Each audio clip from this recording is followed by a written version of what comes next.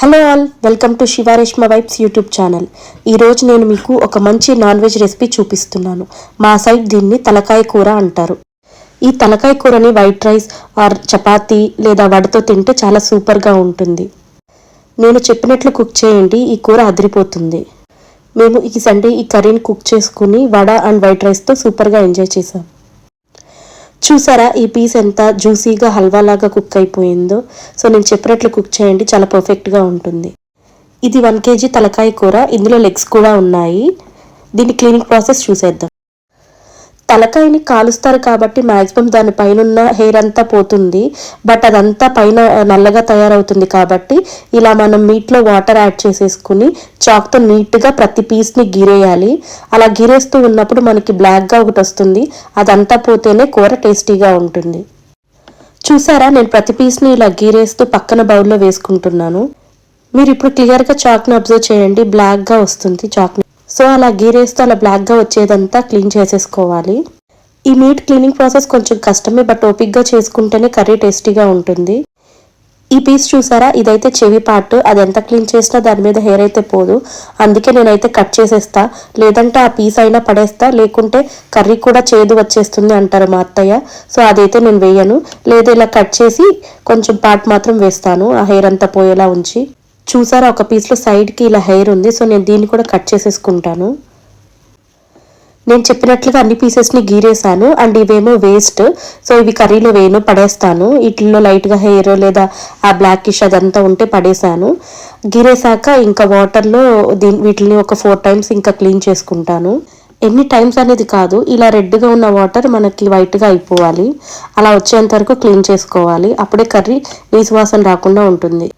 Water ఇలా వైట్గా వచ్చేంత వరకు కడిగేసాను. కడిగేసి ఇప్పుడు మీట్ని ప్రెషర్ కుక్కర్లో యాడ్ చేసేస్తున్నాను. నెక్స్ట్ కొంచెం పసుపు, 1 స్పూన్ అల్లం వెల్లుల్లి పేస్ట్, సరిపడా వాటర్ వేసి లైట్గా ఆయిల్ యాడ్ చేసి లిడ్ క్లోజ్ చేసి ఒక 6 విజిల్స్ రానిచ్చాను. ఎన్ని విజిల్స్ అనేది మనం తెచ్చుకున్న మీట్ బట్టి ఉంటుంది.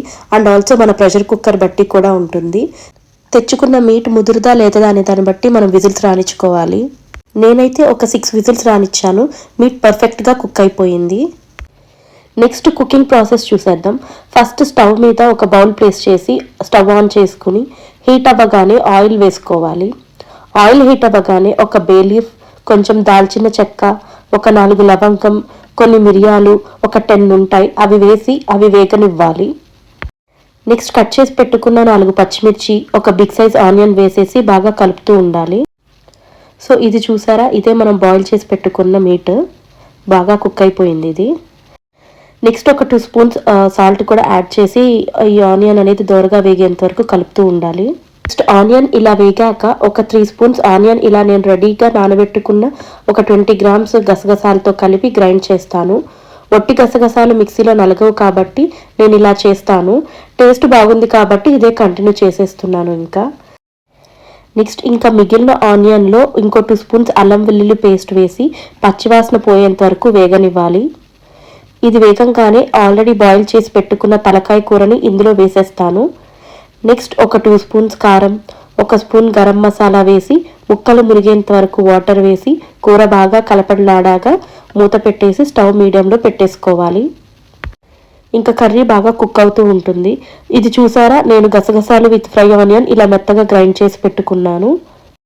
స్టవ్ని మీడియంలో పెట్టాం కదా, సో ఒక 10 to 15 minutesకి మనం వేసిన వాటర్ అనేది హాఫ్ వరకు వచ్చేస్తాయి.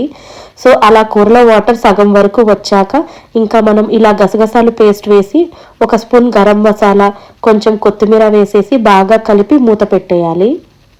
స్టవ్ని మీడియంలో పెట్టి ఒక 10 to 15 minutes ఉడకనిస్తే మనం వేసిన గసగసాలు పచ్చివాసన పోయి మంచిగా కర్రీ ఉడికిపోతుంది. ఇలా దగ్గరికి వచ్చేస్తుంది. చూసారా, తలకాయ కూర బాగా ఉడికింది అండ్ స్మెల్ కూడా సూపర్గా వస్తుంది. అండ్ ఈ పీస్ చూసారా ఎంత పర్ఫెక్ట్గా కుక్ అయిందో. పీస్ ఇలా కుక్ అయితే హల్వా ఉన్నట్లే స్మూత్గా ఉంటుంది తింటుంటే. ఇంకా ఫైనల్గా కొంచెం కొత్తిమీర వేసి కలిపి స్టవ్ ఆపేసుకోవడమే. Thanks for watching. మీకు మా వీడియో నచ్చినట్లయితే లైక్ చేయండి, కమెంట్ చేయండి, మీ ఫ్రెండ్స్ అండ్ ఫ్యామిలీ మెంబర్స్కి షేర్ చేయండి.